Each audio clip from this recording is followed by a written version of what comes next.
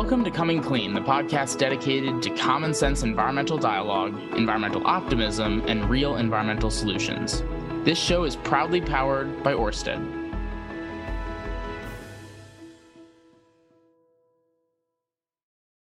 Yeah.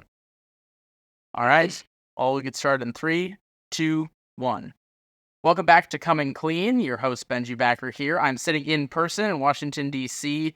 with the oil and gas legend himself, Mike Sommers. He's the CEO of the American Petroleum Institute and has been with API in this role for over 5 years now, and has seen a lot of change in the energy space and in the political landscape on this issue. We're going to talk about everything from the youth view of oil and gas to the future of oil and gas for the United States, how they view the transition on EVs and how that's going. Before we get into that, Mike, welcome to the show, and thanks for having me in the office. Benji, great to be with you. Thank you. Well, before we get into it, let's tell your origin story about how you got into this space, because I think it's important. And I know you have a deep passion and love for the environment. So a lot of people might say, "How's that possible? You work for the evil oil and gas folks, but you have a deep connection and love for the environment." So could you talk a little bit about that and how you got into this space? Absolutely. So I spent most of my career in Washington as aide to Congressman John Boehner. I started as a young staffer in Congressman John Boehner's field office. You're not as tan as him. In Hamilton, Ohio. I am not as tan as him. But most of my family background is in the great state of Ohio. So I worked for Speaker Boehner for almost 20 years, with the exception of 1 year when I worked for President Bush at the National Economic Council. And then I actually returned to John Boehner when he was elected majority leader, and then served as the chief of staff to the Speaker of the House when he was Speaker of the House for 5 years, from 2010 to 2015. So great guy to work for as an initial career in Washington, D.C. I spent 2 years at a different trade association, but then was asked to join API about 5 years ago, and it's been an incredible journey. But you're right. I love the environment. I have a passion for the environment. When we, as a family, vacation, we go to the national parks. I've spent a lot of time in Grand Teton and Yellowstone. We're actually going to Denali at the end of August. So really excited about the opportunity always to get to our beautiful national parks. It truly was America's best idea. And it's an honor every day that I get to work in an industry that also honors the environment. This is an industry that for decades and decades has kept the commitment to environmental progress. And I'm excited to get into some of the details on that later in the podcast. Well, yeah, I'd love to talk about that evolution, because I think for a while, especially during the Industrial Revolution, there was this thought process that everything was pretty much there's endless untapped potential for our world, and that we didn't really have to worry about how much we took care of the environment. As the decades rolled on, and as the century went later on into the later 1900s, we started to realize that through many mediums we were impacting the environment in a negative way. And I think when people think of the oil and gas industry of today, they kind of apply what the oil and gas industry did in the 60s, 70s, and 80s to today, even though a lot has changed and there's a lot of efficiency, technology, safeguards that have been put into place. Can you talk about the evolution of the industry as a whole and why it is so different today and why people should take notice of it? Yeah, I mean, when you think about the history of our planet, humans really didn't start to thrive until really about 300 years ago, when energy became a source of development throughout the world. It started, of course, with people using wood to heat their homes, but it evolved eventually into the use of coal, and then eventually into the use of oil and gas as their primary energy source. Along the way, we also discovered that we could capture power from the sun and from nuclear power. Wind, of course, is almost an ancient technology that has evolved over time. And what I'd say is that the reason why oil and gas became one of the important energies that we use today is really just because of energy density. Oil and gas is very energy dense. It is one of the most dense forms of energy that we have. More dense than just about any other power source. That's why that matters. I think there's a lot of people who'd say energy density. What does that mean? Why does that matter? Well, it basically means that you don't need very much of it to power your life at a very raw level. And what that means is that we have a lot of oil and gas throughout the world, and we're able to capture that oil and gas and then use it to provide energy for millions and millions of people. The only other source that has more power is nuclear. And unfortunately, there are a lot of people in the world that really don't want nuclear power. We embrace nuclear power. We want there to be more. We want there to be more energy. We want there to be more wind, and we want there to be more solar power. We're going to need all of these sources to power the future. But we also know that we're going to need a lot more oil and gas to power the future too.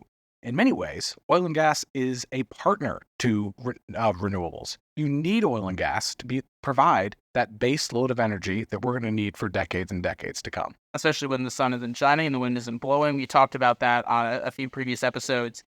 I mean, we all know that the world needs to thrive, and if it's going to thrive, it's going to take, well, we don't all know this, I guess, but that we're going to need more cheap, abundant energy for that to happen. And like you said, it could be any energy source, but we're probably going to need more of everything. That's the humanity side of things, which I think is a very important point that we'll touch on more. But there's also the environmental side of things. API's stance on climate change itself has adapted over the years and has evolved. And I mean, I personally think your stance is very interesting, and we're very supportive of the way that the industry has been moving. But can you talk about the evolution that API's had on climate change and kind of? Of course. In fact, in 2021, API released our seminal project, which I think will end up being, my most important imprint on this organization, which was the Climate Action Framework. It was released in 2021. It is a 5-point plan of how we think policymakers and the industry should address the climate challenge. What is great about the API Climate Action Framework is that it is not just about what we want government to do, because we know government is dysfunctional. We know it is unlikely that government is going to take a significant role in reducing climate change over time. So we know that the industry has to be at the table. One of the things that I frequently say is that oil and gas is not the enemy.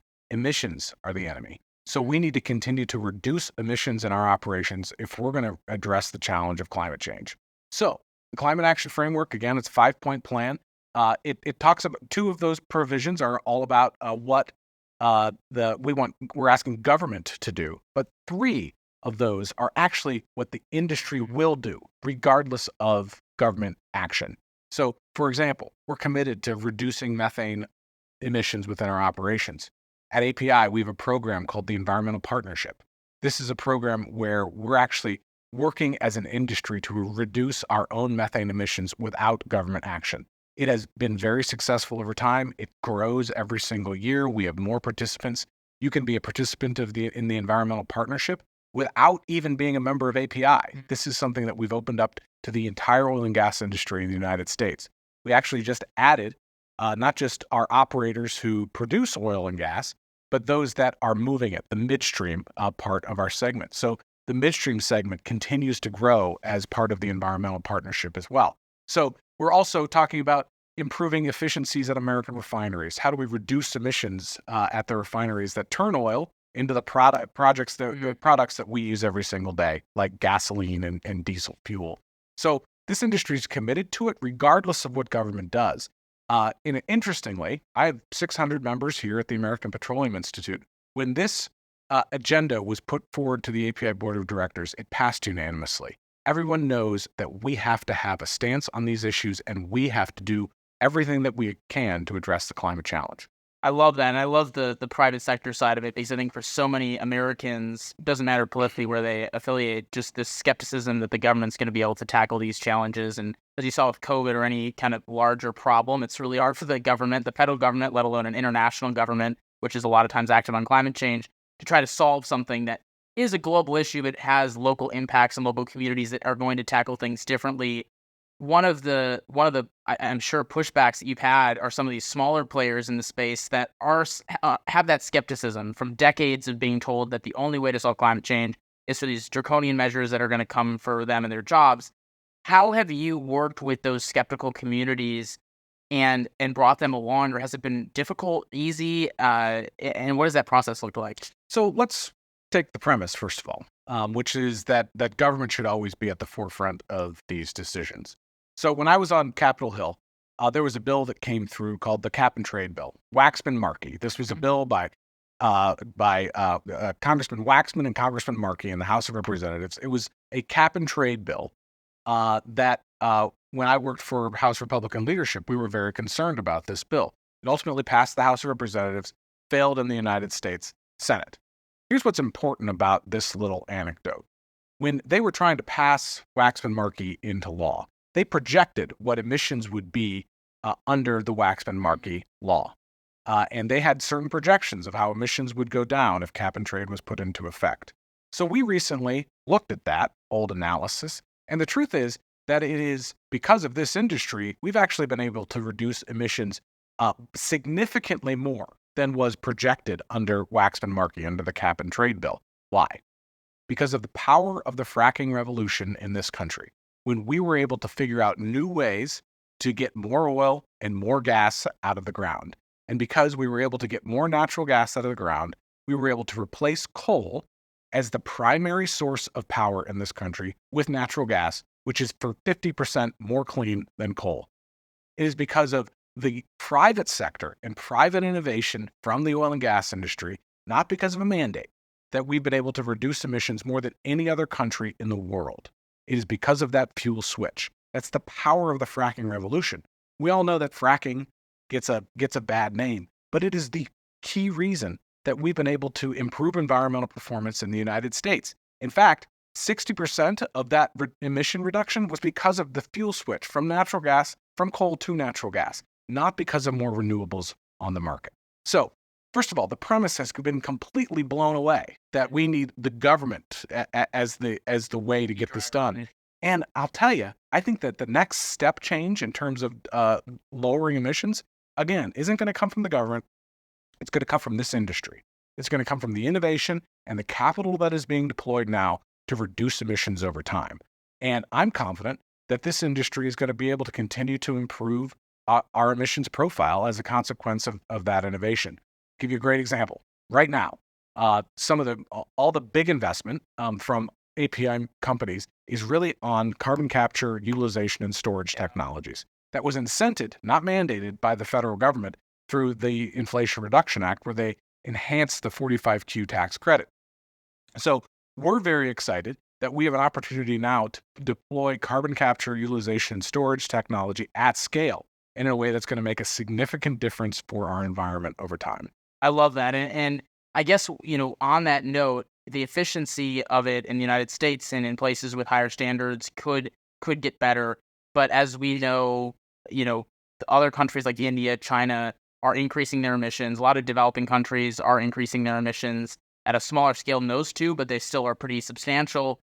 How could the oil and gas industry play a role in that? And for those who aren't sure, I mean, why couldn't some of these countries just start shifting from burning, dung and wood and coal and move into a more petroleum-based, industry and decrease emissions like the United States did? Is that something that the industry is looking at? Why is it so difficult? Well, one of the things that we could do, the best thing that really we could do to improve the environment, because we have, one atmosphere in the world, and we all share it. And what's happening in China is you're going to see in California 2 days later, right? That's just how the environment works and the atmosphere works. So it is in our interest to help other countries improve their environmental footprint as well. So the most important thing that we could do to help the environment is to replace coal as the primary fuel source in China with natural gas. We want to export American environmental performance to other countries. China's the most important one. They have the largest industrial base. They're bringing a new coal plant on almost every other week now. We need to get that coal off the market and replace it with natural gas, preferably with American natural gas. And we have the ability to do it. We have more natural gas than we know what to do with in this country. There's 400 years of natural gas under Pennsylvania alone. Another 200 years if you add Ohio. That's not even including the natural gas that's in the Permian Basin or in Texas. That's all associated gas that comes when you produce oil. So we have hundreds and hundreds of years of natural gas. Again, 50% more clean than coal. And if we just did that, that would significantly improve environmental performance for the entire globe. So absolutely. Right now, China uses about 8 million barrels of oil every single day. Almost every drop of that is imported from somewhere else in the world. We want them to be dependent on American energy. We want them to be dependent on American natural gas. Here's the problem. We can't export American natural gas to China right now because we don't have enough export terminals in the United States on the West Coast. If we could build a couple of new export terminals in Washington State or in California or even in Oregon, it would make a world of difference for environmental performance, but we can't get permits to do it because of state-level efforts to keep natural gas export terminals out. And with a federal government that isn't willing to permit anything, whether it's renewable or oil and gas. So it's actually environmentalists right now, so-called environmentalists, are standing in the way of improving environmental performance, not just in the United States, but around the world. And that is something that your listeners should be very concerned about. It is concerning. I mean, I think back to my time living in Seattle. I lived there for 6 years until last year, and there's a certain governor there that claims to be the climate governor, and it's one of the few states where emissions have actually gone up in the United States. But it's also a place where they're preventing projects like this from happening, where we could be reducing emissions worldwide if we exported more American oil and gas, but they won't do it because it looks dirty or whatever. But if you look past the surface, it's something that would actually really benefit the world and benefit the very movement that they're claiming to care about. So how do we... I guess one of the things that was been really frustrating for me as, a young person in this is that you've got that side of the aisle that's preventing a lot of this from happening. But then you also have, and obviously in the West Coast, you would be able to build ports in a conservative state, but there are in conservative states a lot of efforts to push back against any push to move towards a lower carbon future because they see it as a threat. How do you find that middle ground, and how difficult has that been when you're pushing back against kind of these very anti-climate action efforts and very anti-oil and gas industry efforts? Where do you find that middle ground? Is there an example of where this has worked? I'll tell you a great example of where it's worked is the state of Louisiana. So the state of Louisiana is, of course, an oil and gas state. They've been around this industry for decades and decades and decades. They've been part of the boom and bust in the oil industry for many, many years. I'll tell you what's interesting about Louisiana right now. I've done this. If you take a helicopter around the coast of Louisiana, you'll see all these new projects sprouting up. This is new LNG projects, new liquefied natural gas projects that are growing like weeds in the Gulf Coast of Louisiana. And let me tell you why. And I find this very interesting. An API member company took me down there to one of their new terminals. And I asked him, this is not a hospitable place. It gets hit by hurricanes every few years. It's very hot in the summer. I said, so why here? And he said 3 reasons. First of all, we don't have any endangered species here. So I don't have to deal with any lawsuits about an endangered species down here in the bayou. Second of all, there's never been an indigenous population down here. Nobody ever wanted to live here in the bayou.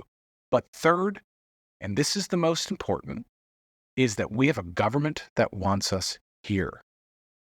And to me, that was a real revelation. The first 2 make complete sense.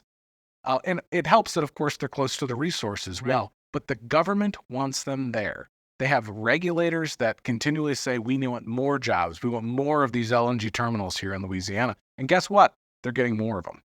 So that's an incredible, economic development story in a state, in a poor state that needs more jobs. I'll tell you another vignette from that same trip. While I was down there, they were actually loading up an LNG tanker that was on its way to Europe. This is in the worst part of the Ukraine war, when we were worried about where Europe was going to get its gas for that winter. And I asked him, where's that LNG tanker going? And the answer stunned me, Benji. It was going to Dunkirk. And we all know the seminal story of Dunkirk, when American and French troops were trapped in Dunkirk. They were facing the German blitzkrieg that was powering its way through France. And what happened was Winston Churchill called on private boat owners to go rescue those people, those French and American troops that were stranded there, and British troops that were stranded in Dunkirk. And they ended up saving over 500,000 people through private boat owners that went across the English Channel to save those people. So it was almost like history was repeating itself. Now there's an import terminal in Dunkirk that took that American natural gas that then was able to help ensure that Europe made it through that terrible energy insecurity period. So this is the power of American energy. We have to harness it because it's better for the environment, and it's great for world energy security.